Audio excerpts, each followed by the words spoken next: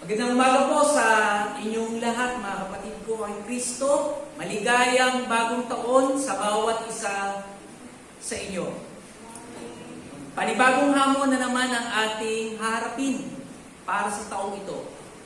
Bagamat hindi pa natin alam kung ano ang mga mararanasan natin sa 2021.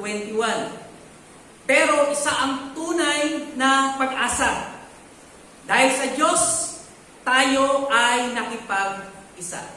Kaya sumainyo ngayon ang pagpapala ng ating Panginoon. Kung babalikan po natin ang inyong buhay o ating buhay na wala pa tayong relasyon sa Panginoon. At ikukumpara natin ngayon ang ating buhay. Dahil meron na tayong katiyakan ng kaligtasan. Meron po bang pagkakaiba? Malaki po ba ang pinagbago? Tayo po ay manalangin saglit. Aming Amang nasa langit, naranasan po namin ang inyong kabutihan sa nakaraang taon. Kahit maraming pinagdaanan, hindi niyo po kami pinabayaan. Tulungan niyo kami, Panginoon o Santong Espiritu, na maalala ang mga kabutihan ng Diyos. At mula sa pagkinig namin ng mensahe, ay magkaroon kami ng tamang tugon ngayong bagong taon. Ito po ang aming dalangin sa pangalan ng Diyos Anak. Amen. Who will serve? Sino ang inyong paglilingkuran ng may katapatan? Hayaan po ninyo pakinggan natin mula sa banal na kasulatan ang mensahe ng Diyos. Yung picture po, hindi po kami yan. Kasi baliktad. Isa lang ang babae, apat ang lalaki. Akin po, isa lang ang lalaki, apat ang babae. Basahin po natin, huwag na pong tumayo, kulang kayo, talatang 1 hanggang 2. Tinipon ni Josue sa Shechem ang lahat ng lipi ng Israel. Pinapunta niya roon ang matatandang namumuno, mga tagapangasiwa, ang mga hukom, at ang mga opisyal ng Israel. At sila'y humarap sa Diyos. Sinabi niya, ito ang ipinasasabi sa inyo ni Yahweh, ang Diyos ng Israel. Noong una, ang inyong mga ninuno ay nanirahan sa kabila ng ilog Euphrates. Gaano kahalaga ang pagtitipon dito? Bakit kailangan ang lahat ay naroon? Sabi ng talata, lahat ng lipi ay naroon. Kasama ang lahat ng namumuno, walang tulog. Lahat ng leader pinapunta doon para sa isang malaking pulong. Ang mga namumuno, dahil sila ang mangunguna. At kailangan lahat sila ay makarinig at makatugon sa kanilang mapapakinggan. Sino kaya ang nagpapaalala sa mga tao na sila ay nasa magandang kalagayan na? Wala kang iba kundi ang ating Panginoon.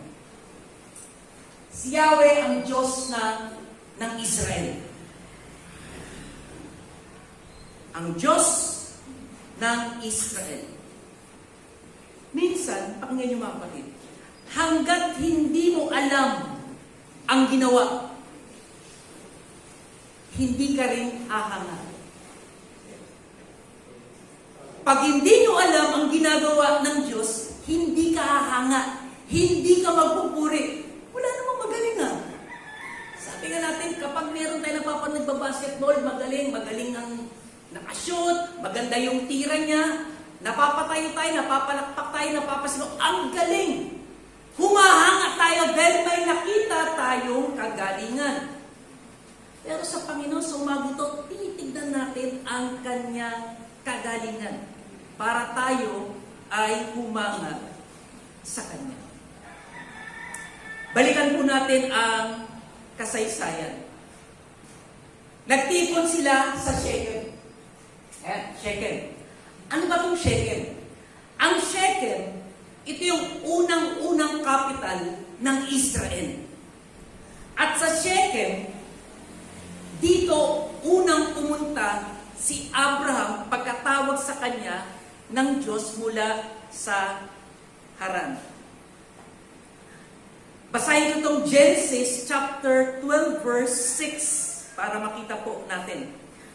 Nagtuloy siya sa isang banal na lugar sa Shechem, sa puno ng roble ng More. Nooy naroon pa ang mga Kananeo.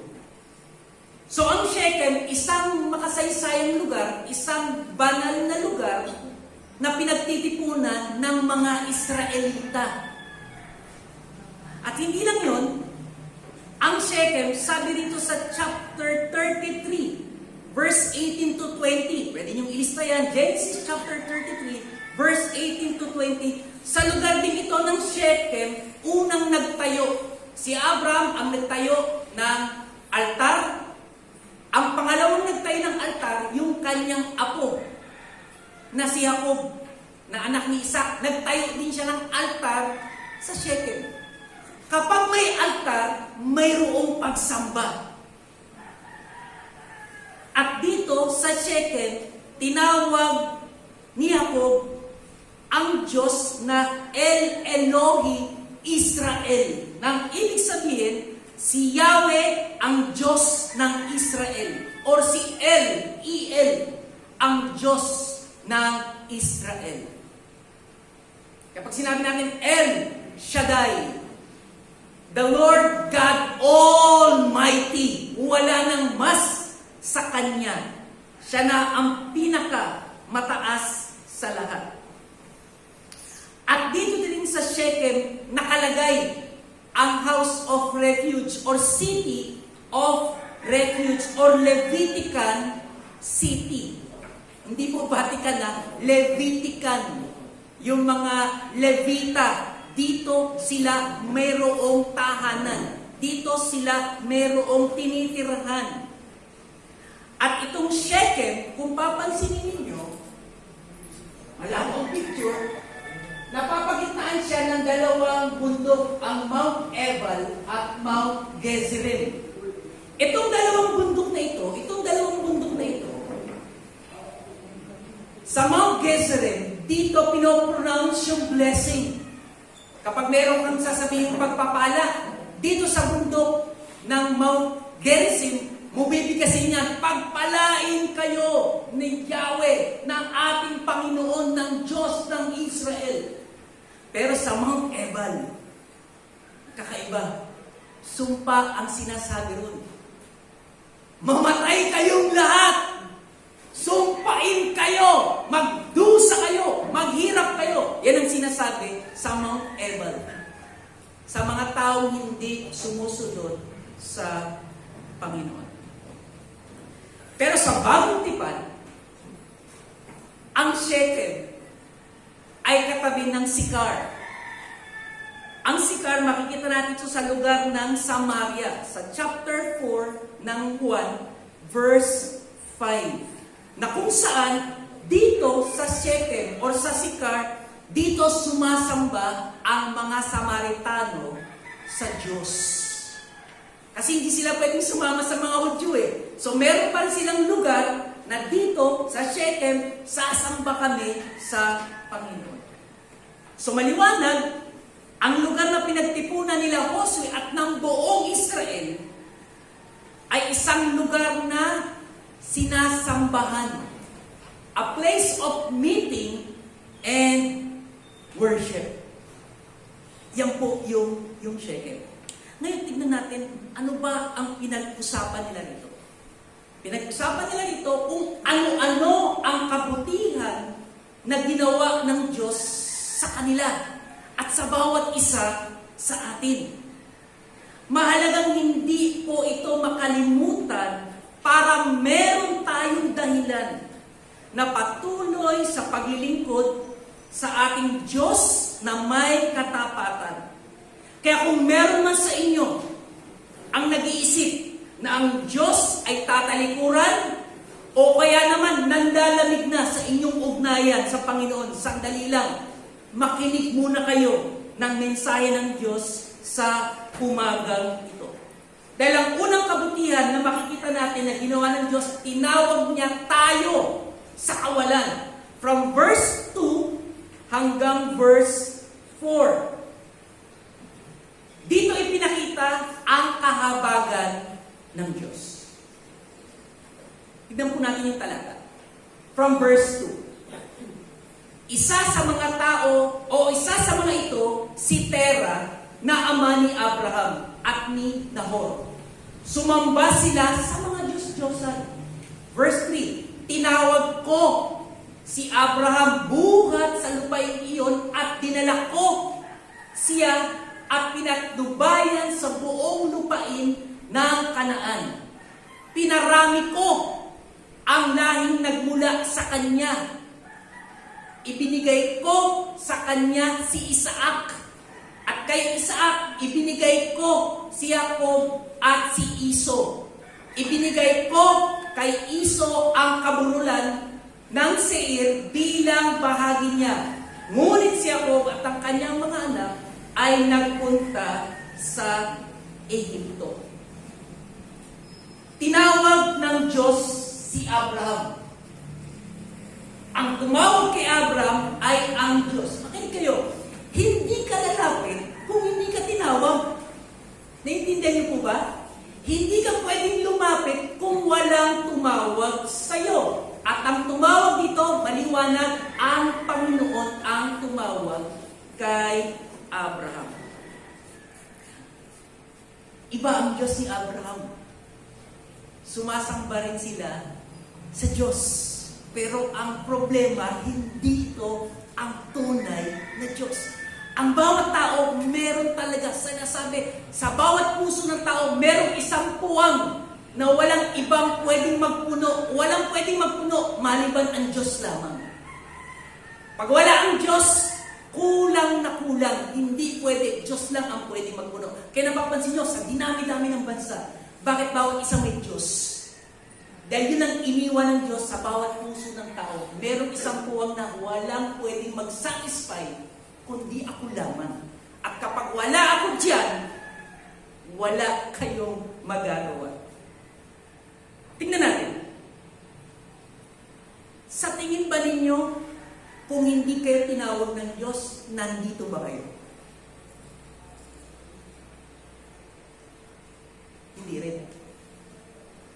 Liwanagin natin ito para maunawaan natin mabuti ang sinasabi ng salita ng Diyos. Nais ko malaman ninyo na ang Diyos ang tumawag din sa inyo, kaya kayo lumapit sa Panginoon.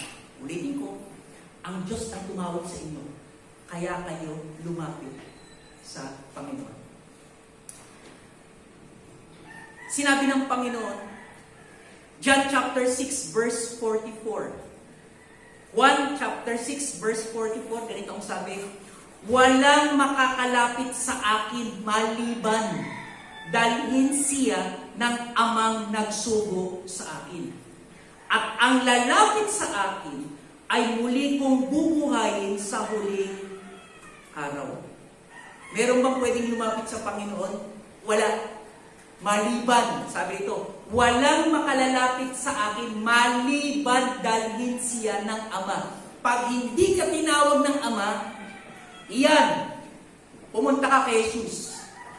Philip, pumunta ka kay Jesus. Pag hindi sinabi yun, hindi ka lalapit kay Jesus. Ganon din si Abraham. Hindi si Abraham lumapit sa Diyos kung hindi siya tinawag ng Diyos. At sa totoo lang, si Abraham satisfied siya, meron siyang Diyos. Meron siyang Diyos. Pero itong pagkakaiba, mga kapatid, pansinin. Sa tinagal-tagal ni Abraham at ng kanyang pamilya, sumasamba sila sa isang Diyos-Diyosan. Ni minsan, hindi niya narinig itong nagsalita. Wala itong imik. kanilang Diyos-Diyosan. Pero isang araw nagsalita ang tunay na Diyos. At tinawag siya mismo sa kanyang pangalan, Abram. Kasi ang gulat na gulat siya. Sandali, sino ito matawag sa akin? Walang tao dito. Abram, sino po kayo? Ako ang tunay na Diyos. Ngayon, pansinin niyo mga kapatid, kung ikaw si Abram, yung Diyos mo, ang tagal mo kinausap, ang tagal mo binibigyan, umaasa ka na.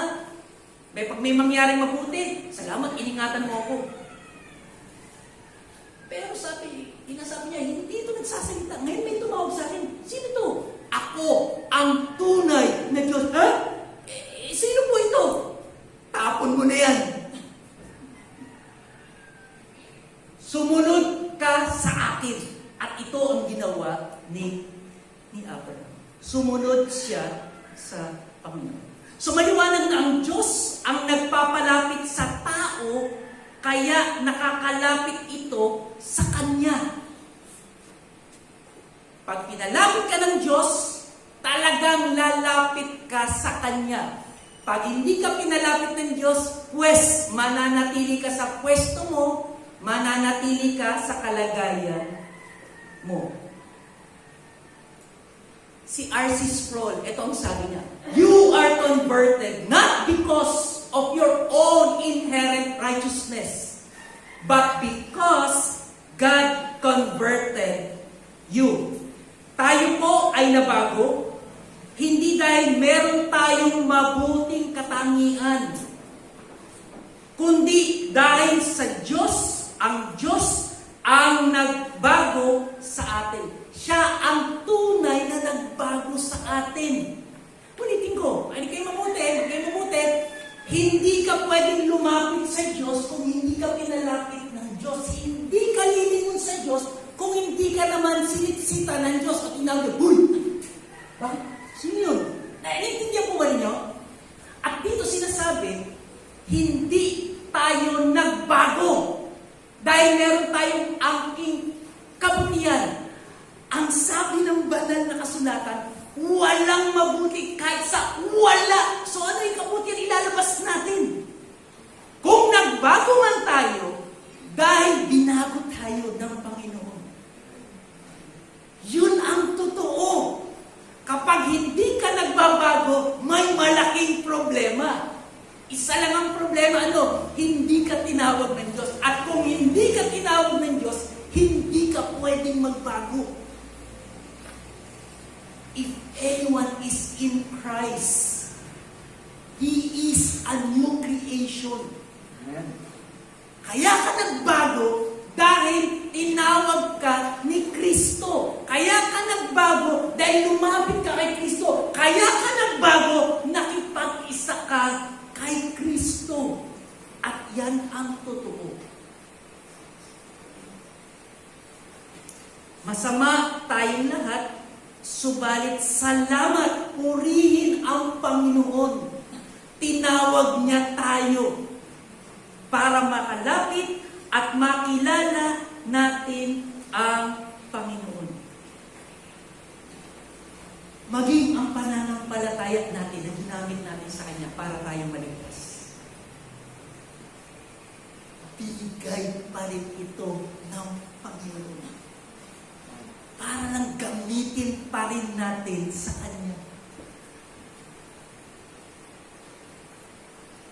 Lahat ng mga anak na nagre-regalo sa magulang, marami sa kanila, yung pinangregalo, galing lang yung pera sa magulang. Tama po ba? Wala namang perang anak eh. Maliban sa binibigyan ng baon, tinatabi, kasi gusto kong bigyan ng regalo si tatay. Bigyan ko sila, bakit? Kasi birthday niya. So mag-iipon ako. Kaya pag niregalo mo, nagtataka magulang, saan mo ng pera? Yung pera mo. Di ba? Saan ka nagyan? Umupo ka sa wallet nyo. Ito. Pero magulang natutuwa. Tandaan natin, sabi ni Martin Luther, faith is from God, not from men. Man can do nothing to earn or receive it. Wala kang magagawa magagawa kung hindi talaga binigay ng Diyos sa iyo ang pananampalataya. Kaya gusto ko maintindihan ninyo, ang Diyos ang tumawag sa inyo mula sa kawalan ng direksyon, mula sa kasalanan. Ang Diyos ang tumawag sa bawat isa sa inyo. Wala po tayo ngayon sa ating kinalalagyan kung hindi tayo tinawag ng Diyos. Kung hindi kayo tinawag ng Diyos, baka tapos na kayo magsimba, galing kayo sa kabila. Tama ba? Pero dahil alam natin, tinawag tayo ng Diyos, iiwan mo ang Diyos-Diyosan at lalapit ka sa tunay na Diyos na talagang nagsasalita. Talagang sa Diyos na naghihimala. Hindi sa Diyos na inililigtas mo pag may sunog, pag may lindolawa mo, baka mabasa ko nyo. Hindi! Ang Diyos ang nagliligtas, hindi siya inililigtas.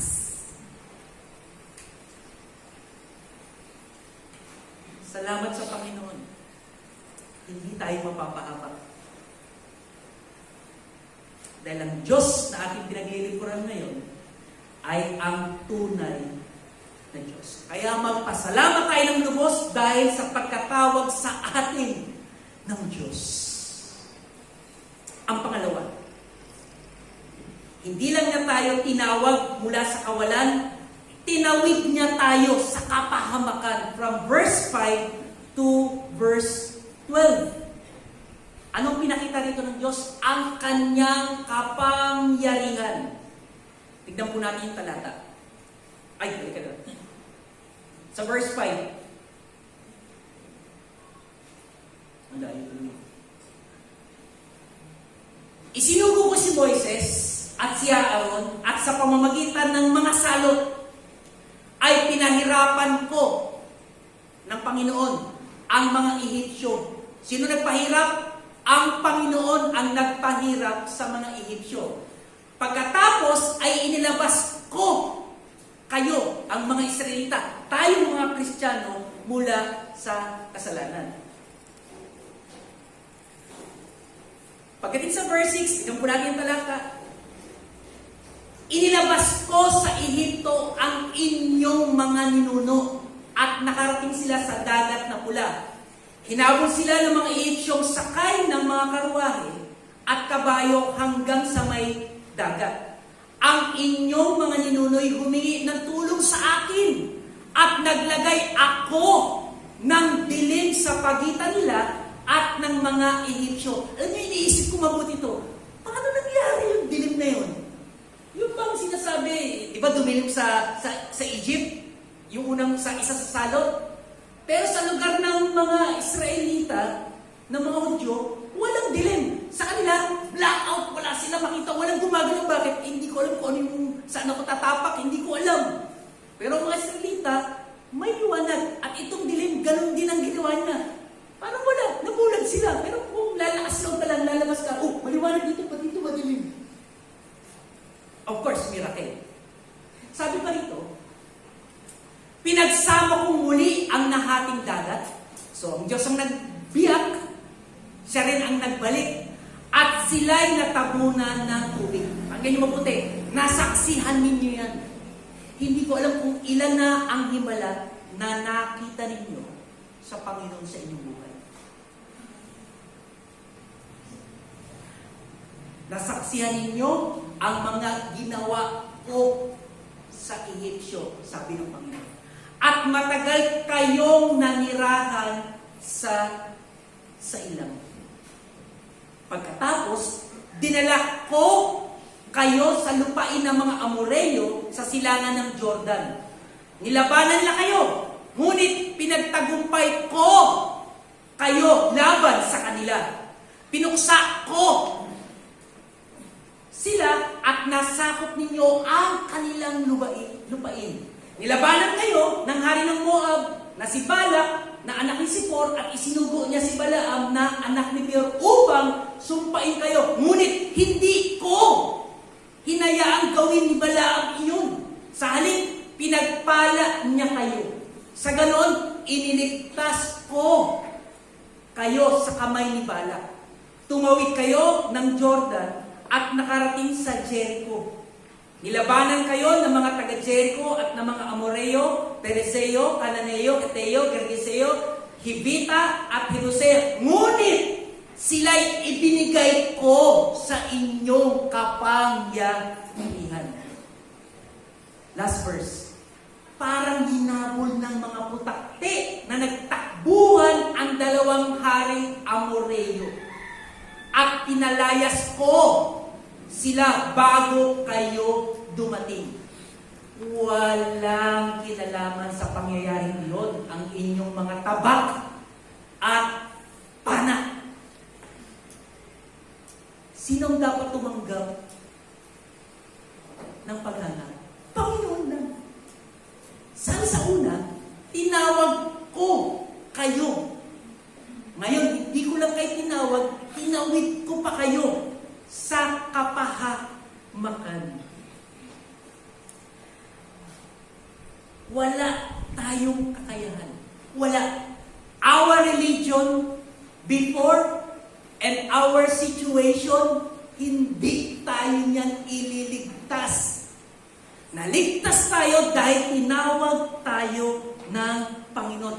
Para tayong bata na walang kakayanan tumawid sa kalsada, maliban itawid siya ng isang matanda. Sobrang hina ng mga Israelita. Sobrang hina. Wala silang magawa kundi umiyak at humingi ng tulong sa Panginoon. Kagaya natin. Tayo po ay nakatawid sa 2020 at ngayon ay 2021 dahil tinulungan tayo ng Panginoon. Yun ang totoo, mga kapatid. Wala tayong magagawa kundi akayin tayo from 2020 to 2021. Napakabuti ng ating Panginoon. Sa dinami-dami ng ating pinagdaanan sa 2020, nandyan yung lindol, nandyan yung bagyo, nandyan yung pagputok ng bulkan, nandyan pa rin yung virus na hanggang ngayon nasa paligid pa rin natin. Ang dami na kayang bansa. Japan, lockdown sila. Canada, nag-lockdown sila. Ireland, United Kingdom, Amerika, lahat ng mayayamang bansa, wala silang magagawa dahil hindi sila makapangyarihan. Tanging Diyos lamang. Ngayon, sino magsabi sa atin, tayo pinabayaan ng Diyos? Wala tayong kamalay-malay. Minsan baka may nakasalamuhan na talaga tayo, lalo na yung mga nagtatrabaho. Mga nanay na mamalengke, wala na tayong magawa kundi pumunta ng palengke, pumunta sa grocery para mamili. Malay mo ba yung hinawakan mong dilata, hinawakan ng may virus.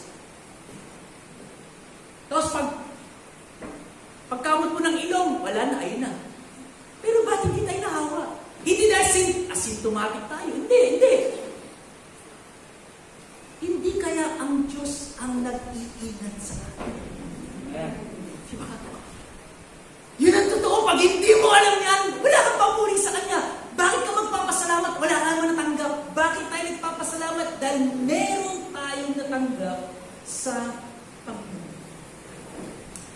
Alam niyo po ba itong mga Israelita? Wala silang kamalay-malay sa pakikipagdigma. Dahil ang mga Israelita sa panahon ito, sila ay mga alipin sa Ehipto. Ang hawak nila ay sinsin. Ang hawak nila ay panggawa ng tisa. Kaya ang gaganda po ng pyramid sa Egypt. Yun lang ang alam nila. Wala silang alam sa pakikipagdigma. Kahit marami sila, takot sila sa mga Egyptyo. Kaya sinabi ng Panginoon dito, may espada kayo, pero walang kinalaman ng espada ninyo. Tignan niyo mabuti. Hindi nga napurol hindi nga nabungi. O nga, kasi bakit? Hindi naman sila nakita nakikipaglaban. Display lang yung espada nila. Yung pana nila, hindi nabawasan. Dahil ang sabi rito, hinabol sila ng mga putakte. Tinaboy sila. Alin itong hari ng Amoreo? Isa sa pinakamakapangyarihang mga hari nung panahon nila. Sobrang dami ng sundalo nito. Pero mas may dadami ba sa putakte? Wala. Takot lang nila lahat. Tinulungan sila, itong mga Israelita, para makalabas at magtagumpay sa mga labanan. Ang dami po nilang kinalaban, iba't ibang lugar, iba't ibang lahi. Pero ang sabi dito, sila ay nanalo dahil ang Diyos ang tumalo sa kanilang mga kalaban. Ulitin ko, kaya sila nanalo dahil ang Diyos lamang ang tumalo sa mga kalaban nila. Hindi po natin mararating ang 2021, ang ating kalagayan ngayon, kung hindi tayo pinatnubayan ng Panginoon. Tayo ngayon ay naging matuwid dahil ang Diyos ang sa atin ay nagtawid. Mula sa kasalanan, tungo sa katwiran o kabanalan. Ang tawag dapat sa atin mga Kristiyano, taong grasya. Hindi taong grasa. Iba yung taong grasa. Yun pulube, yun marumi, yun kaawa-awa. Pero ang taong grasya, ito yung taong tinutulungan ng Diyos. Ito yung taong binibigyan ng Diyos. Ito yung taong sa araw-araw na lang na ginawa ng Diyos, inililigtas niya ang taong grasya na kanyang tinawag at kanyang tinawid. Sabi nga ni A.W. Tozer, if you are not changed by grace, then we are not saved by grace. Sa dalawang puntos pa lang, tinawag ka ng Diyos, tinawid ka ng Diyos, pag hindi ka pa nagbago, may malaking problema. Kasi dapat ka talagang magbago, tinawag ka ng Diyos. Hindi ka lang niya tinawag, nakita mo ang kanyang kapangyarihan. Mula sa kabila, itinawid ka pa niya. Kaya dapat kang magbago. Dapat kang mag-iba. Hindi natin pwedeng sabihin ligtas ang taong hindi nagbago. O yung isang taong bumalik uli sa kasalanan. Dapat po tayong magbago dahil ito ang ating patotoo na merong Diyos na totoo na tumawag sa atin. At ang pangatlo, tinira niya tayo sa kasaganahan. Hindi lang niya tayo tinawag, hindi lang niya tayo itinawid, okay na. Hindi! Parang sinasabi, tatawid ka to, upo, alikan ka na. Pagtawid na ganun. Nakita mo, kling. Ice cream. Gusto mo ice cream? Opo! O sige, bigyan mo ice cream. Pambira, tinawid ka na, binili ka pa ng ice cream. Hindi ba biyaya yun? At ito ang sinasabi ng Panginoon. Ito ang sinasabi ng Panginoon. Anong pinakita niya rito? Ang kagandahang loob ng Diyos na hindi natin ito kayang bayaran. Hindi natin ito kaya talagang suklian. Minsan nakala natin, gaganti ako. Hindi mo magagantihan yan. Dahil pinawag ka ng Diyos. Hindi ka nalapit sa Kanya kung hindi ka niya tinawag.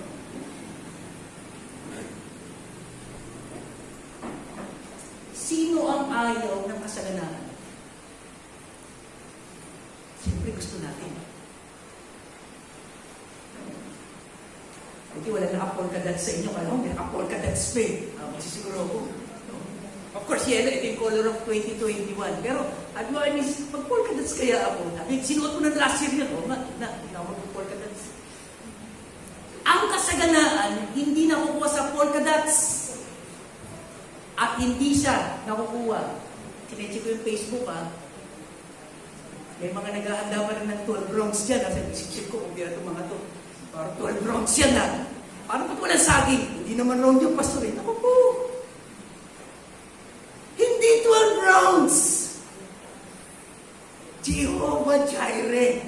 Siya yung nagbibigay sa atin. Hindi yung 12 rounds ng fruits. Mga kapatid, pain niyo mabuti ko.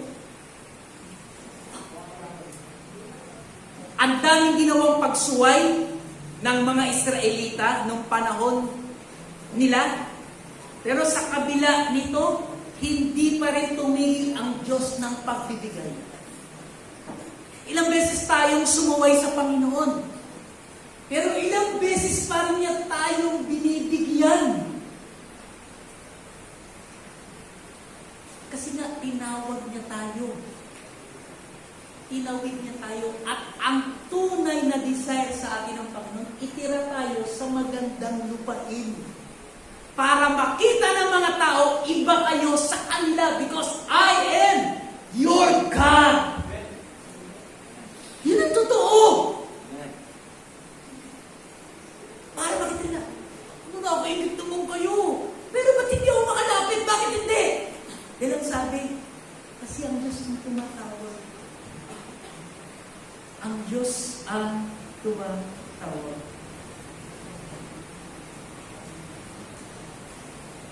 Kung blessing lang ang pag-uusapan, ang daming sinasabi ng Panginoon. At makinig kayo mabuti. Ang blessing, kung literal lang ang blessing, pakinggan nyo diba? Ang blessing, ibinibigay sa atin yan, katulad ng regalo. Sabi nga nito, wala ka nang binayaran, hindi mo pa pinagpaguran. That's blessing. Hindi mo yung binayaran, ni hindi mo yung pinagtrabahuan, basta ibinigay sa yan just to satisfy you. At tayo, aminin natin, itong totoo, kahit biruan. Ano yung biruan natin? Ang sarap kumain, basta libre, tama kayo. Di ba ang sarap talaga kumain? Ba, niyaya ka sa kainan. At tara, sabi kita. Sige, order ka. Order ka talaga. Pero sabihin mo, kanya-kanya tayo. Order ka.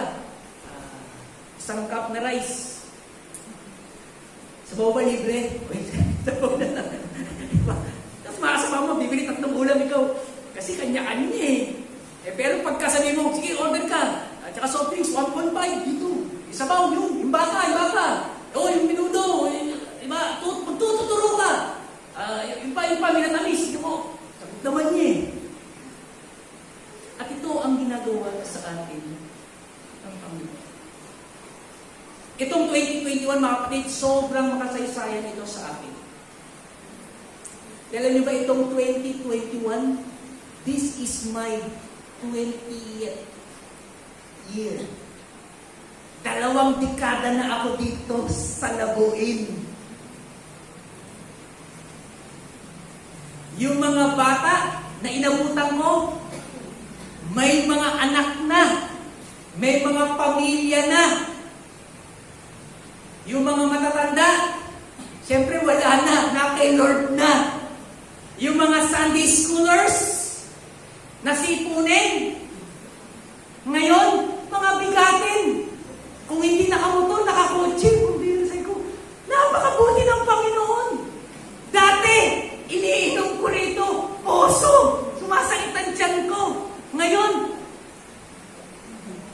mga purified na. Gusto namin yung mineral water. Dati ang TV natin, di antena, ngayon naka-cable na. Ngayon, sino rito ang walang cellphone? Taas nga kamay. Isa lang. Pero may Facebook account. Diba? Mali ata tanong ko para Internet, of course, pero cellphone, meron eh. Nakita niyo mga kapatid, nakita niyo ba? Yung buhay niyo dati, yung buhay niyo, hindi ka pa Kristiyano, ito ang buhay ko dati. Pero nung ako ay tinawag ng Diyos, ito na ang buhay ko ngayon. Because the Lord bring us to prosperity. Ang sarap yun ba? Dinala tayo ng Panginoon, pinatira tayo sa isang lupain masagana. Kaya ang sarap balik-balikan. Dati nasa baba lang tayo. Wala pang pintura. Simple. Ordinaryo. Pero lumipas ang Panginoon at wala sa atin dito ang tumama sa kung saan-saan dahil hindi tayo tumataya. Pero bakit may dumating na pagpatayo nitong gusali? May dumating na pagpalagay ng aircon? Bakit pinagbigay ng pang sound system natin? Sino magbibigay niyan? Di ba ang Panginoon? Kaya kung babaliktad ka pa, malaking problema yan. Dapat mga kapatid, makinig kayo mabuti. Hindi kayo dapat nakikisama lang. Alam mo, tinawag ako ng Panginoon. At mula sa kasalanan, tinawid niya ako sa kabanalan. Siya ang nagbigay sa akin ng kabanalan. At ngayon, etong tinatamasa ko, galing pa rin sa Kanya. Kaya ang pinag-usapan natin, who will you serve? Sino ang paglilingkuran mo ng buong tapat, ng buong buhay mo? Sino ang iyong paglilingkuran?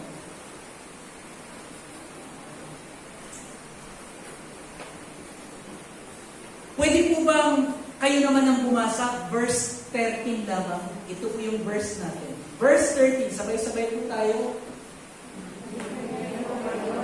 Hindi ninyo pinungkal.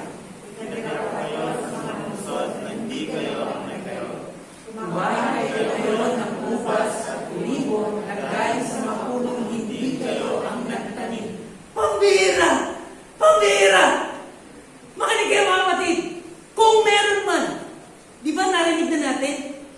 Iba ang nagsaing, iba ang alam niyo po ba, nandito pala sa Bible yun? Hindi lang sinabi nagsaing. Ulitin ko ha. Binigyan ko, Diyos ang nagsasalita, binigyan ko kayo ng lupain, hindi ninyo binungkal. Pinatira ko kayo sa mga lungsod na hindi kayo ang nagtayo. Ito pinakamasarap. Kumain kayo ngayon ng ubas. Of course, ang sarap niyan. At ulibo na galing sa mga punong, hindi pa rin kayo ang nagtanim. Di ba blessing? Ang sarap. Nung pinag-aaralan ko ito, biglang natawa ako. Ay ko, Panginoon, kami palang mga Kristiyano yun. Yung kumain na hindi nagsaing. Naiintindihan niyo? Tayo pala yun. Wala tayong ginawa, pero ang Diyos, siya lang mag-isa ang gumawa nito. Lahat ibinigay niya sa atin. Wala, kaya ang tawag natin ito, wala ka lang ang ginawa, ikaw pa ang pinagpala. Hindi mo na binayaran, hindi mo pa ito pinagpaguran. Napakadakilang biyaya na ibinigay sa atin ng Panginoon. Fruit is the result of overflow. Pinag-usapan natin yung biyaya, not overflow. Kung sabihin man natin, ito ng buhay ko ngayon. Makinig ka, kasi nagsikap ako. Mali. Ito ang buhay ko ngayon. Dahil ang Panginoon ang nagbigay sa akin. Not overwork, but the overflow of God's goodness sa bawat isa sa atin.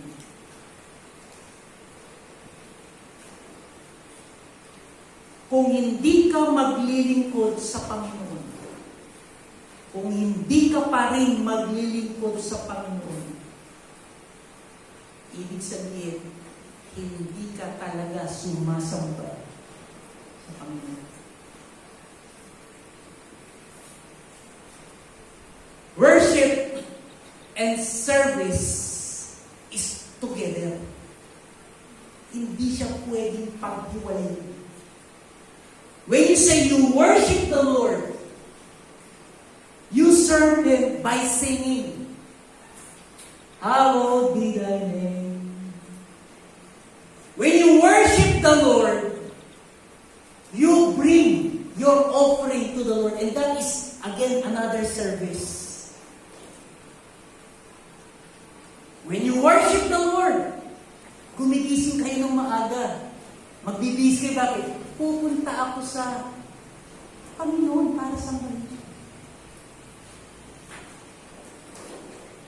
When you worship the Lord, you lead the people in singing.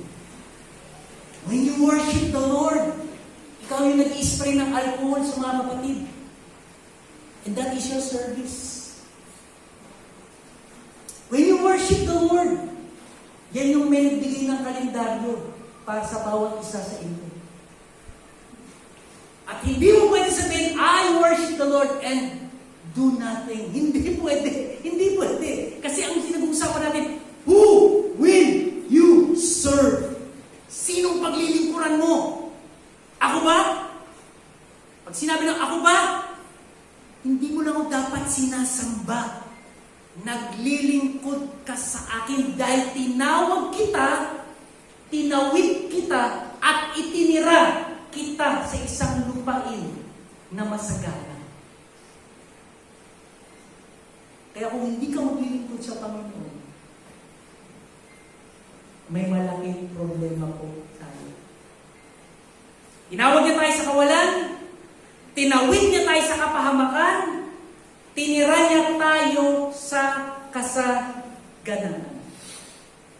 Ang lahat ng meron tayo ngayon, ito po ay dahil sa Panginoon. Hindi natin ito mararanasan kung tayong lahat ay Kanyang pinabayaan. Sinamahan po tayo ng Panginoon. Kaya tayo nasa ganitong buhay ngayon. Sabi ni Charles Spurgeon, when you feel yourself to be utterly unworthy, hindi karapat-dapat, you have hit the truth.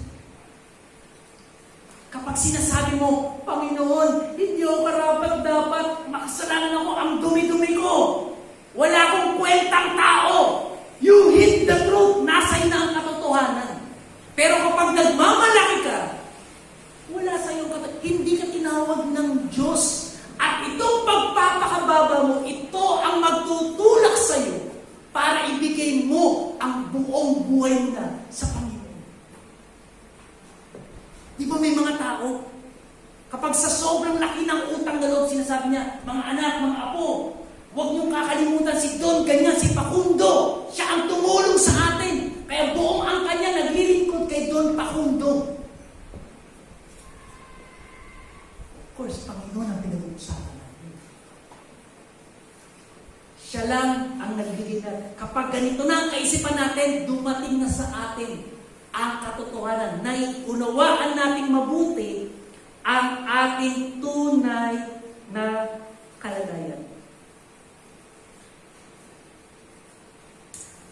Huwag po natin sayangin ang panahon na hindi tayo naglilingkod sa Panginoon. Sapagkat wala nang ibang pwedeng gawing tugon sa lahat ng ginawa ng Panginoon sa atin, kundi mismo ang Panginoon ang nagsabi. Ang sabi ng Panginoon, sambahin at paglingkuran lamang siya ng buong puso't katapatan. Hindi po pwedeng paghiwalayin ang pagsamba sa paglilingkod. Kung sinasabi mo talagang sumasamba ka sa Panginoon, dapat naglilingkod ka sa Kanya.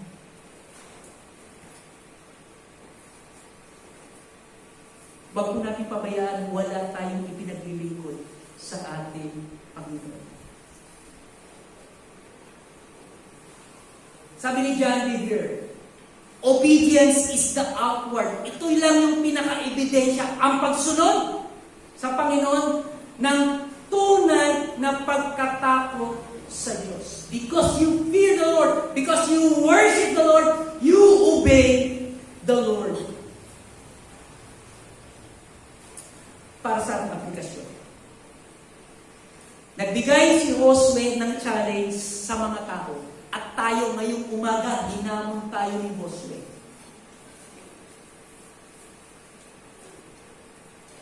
Ang hamon sa atin ni Josue, choose today whom you will serve. Sino ang paglilingkuran ninyo mula sa araw na ito? Sa unang linggo ng 2021, kanino kayo maglilingkod? Piliin ninyo ngayon kung sino ang inyong paglilingkuran ng may katapatan. Ulit ko, huwag po natin sayangin ang panahon na hindi tayo naglilingkod sa Panginoon. Sapagkat wala nang ibang pwedeng gawing tugon sa kabila ng ginawa sa atin ng Panginoon.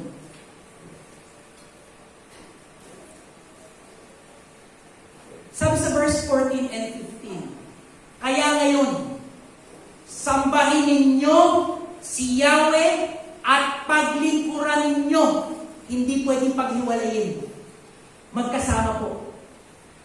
Ng buong puso at katapatan. Alisin na ninyo ang mga Diyos-Diyosan dating sinasamba ng inyong mga ninuno sa Mesopotamia at sa Ehipto. Si Yahweh lamang ang inyong paglingkuran. At kung ayaw ninyong maglingkod kay Yahweh, pumili kayo ngayon kung sino ang inyong paglilingkuran. Ang Diyos na pinagkuran ng inyong mga ninuno sa Mesopotamia o ang Diyos ng mga Amoreo na sinasamba dito sa lupain inyong tinitirahan. Ngunit para sa akin at sa aking sambahayan, kay Yahweh kami maglilingkod. Wala pong nagawa yung Diyos-Diyosan natin dati. Pero ang tinawag tayo ng Diyos, ito ang nagbago sa atin. Kaya dapat sa Diyos tayo maglilingkod. Sabi ni Jonathan Edwards, meron siyang dalawang resolution. Ang una, I will live for God. Mabubuhay ako para sa Diyos. Resolution number 2, if no one else does, I still will. Ang tindi. Isang malalim na pagkakilala na meron ang taong ito sa Panginoon. Maglilingkod ako sa Diyos. Kung ayaw nila maglingkod, bahala sila. Maglilingkod ako sa Panginoon. At ang pinag-uusapan natin dito, hindi ikaw. Pinag-uusapan natin dito, pamilya mo ang maglilingkod, hindi si tatay, si nanay. Puro sakla, puro bingko. Hindi! Buong pamilya, me and my household, we will serve the Lord. Hindi lang ikaw, hindi lang kayo mag-asawa, hindi ikaw anak, kasama mo dapat ang magulang mo. At yan ang hamon, ibinibigay sa atin ng Panginoon. Sa third Sunday ng ating worship service, yan po ang mensahe. Kaligtasan ng buong pamilya. Kasi mag-iisip na kayo, paano hindi pa sila ligtas Well, merong mensahe sa third Sunday patungkol dyan. Sabi nga dito, bakit mo iiwan ang Panginoon? hindi ka naman niya iniiwanan.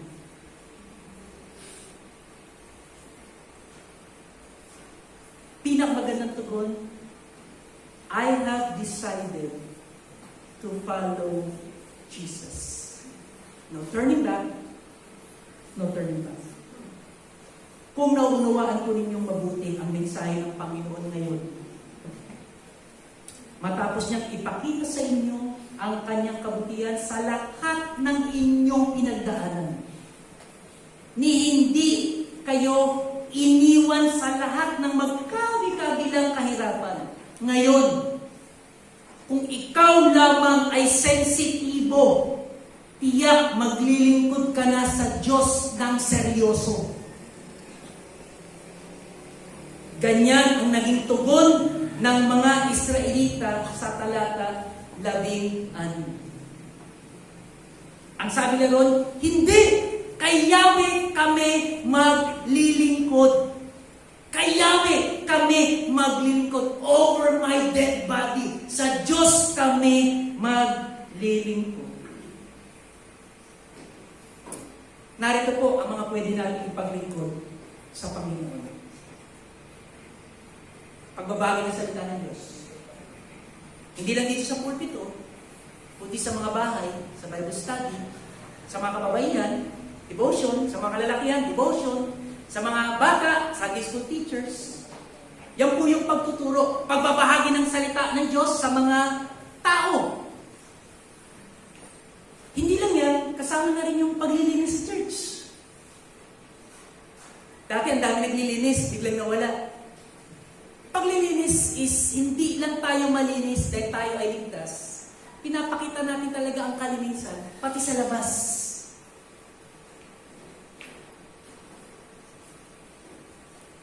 Pag-awit at pagtugtog sa pagsamba sa Panginoon. Isang klase pa rin ng paglilingkod sa Panginoon. Ang pagdalaw sa mga kapatid kapag may sakit at may pinagdadaanan. Kasama sa pagdalaw ang pagpayo. At pagtulong, pag-abot ng kanilang pangangailangan. Sinasabi rin yung pag-usher tuwing may gawain. Hindi lang Sunday ang usher sa totoo lang. Minsan akala natin pag sa hindi. Kahit ordinary weekday, brotherhood dyan, sisterhood dyan, prayer meeting yan, may usher dahil merong araw na pwedeng may dumating na ibang tao na ma-feel at home siya sa ating kalagitnaan. Tunay na mabuti ang Panginoon. Alam niyo ba, bago mag-lockdown, March 17, 2020, sumamba tayo ng March 15 ng 2 services. At naunsyame itong ministry fair natin. It's March 15, Sunday, 2020. At napagkasunduan natin na sasali ako sa paglilingkod, and that's ministry, sa ating Panginoon. May libreng pamirienda sana, kasi ngayon bawal pa. Pero ang Diyos ay mabuti. The Lord give you a second chance. Kung gusto natin maglingkod sa Panginoon, maglingkod tayo sa Panginoon sa abot kakayanan na ibinigay sa atin ng Diyos. Maglalagay ako sa GC natin ng mga paglilingkod. Ang boto ninyo kung saan kayo maglilingkod. Pag sinabi natin music, doon ka boboto. I vote sa music, dito ko. Music. At sa music, kasama na yung sa computer, kasama na yung multimedia. Pag sinabi mo, sa paglilinis, doon ako boboto. Maglilinis ako. Ang ganda nga, kung magdadala ka ng panlinis mo, mas maganda eh. Mas maganda ang vacuum cleaner mo kaysa sa church. Dili mo yung vacuum cleaner mo. Kung sabihin na, ito, pinaghirapan ko to. Pinigay sa'yo ni Lord yan. Hindi mo yung pinaghirapan. Sana naiintindihan niyo po ako. Kasi yan ang ating paglilingkod sa Panginoon. Ngayon, bagong taon, bagong pag-asa, sama-sama nating mararanasan ang patuloy na kabutihan ng Panginoon. Sabi nga sa Psalm 27, verse 13 and 14, awit 27, 13 and 14, I remain confident of this. I will see the goodness of the Lord. Makikita ko ang kabutihan ng Diyos. Bakit? Bakit? Of course, maglilingkod ako sa Panginoon. Sumasamba ako sa Panginoon. Kaya ibibigay sa akin ito ng Panginoon. Mga kapatid kay Kristo, maglingkod po tayo sa Panginoon. Magtapat tayo sa paglilingkod sa ating Panginoon. Dahil siya ang tumawag sa atin, siya ang nagtawid sa atin, at siya ang nagtira o naglagay sa atin sa kinalalagyan ninyo ngayon. Panginoon ang may gawa ng lahat. Tayo po ay manalangin.